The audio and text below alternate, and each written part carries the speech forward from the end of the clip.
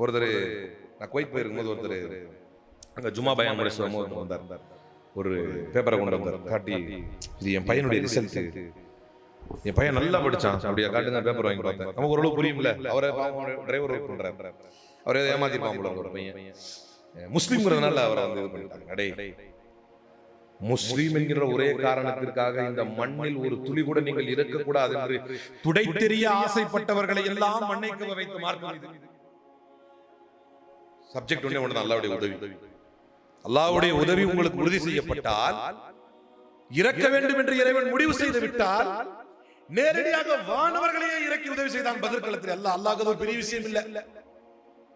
நீ போட வேண்டிய உழைப்பை போடாமல் கண்ட மொக்கை காரணங்களையும் லேம் ரீசன்ஸ் நொண்டி சாக்கு நான் முஸ்லிம் எனக்கு நீ என்ன உழைப்பை போட்டாய்? அப்ப உழைப்பை போடுவதற்கு இந்த சமூகம் தயங்கக்கூடாது. கூடவே அல்லாஹ்வுடைய உதவி உறுதி செய்யும்.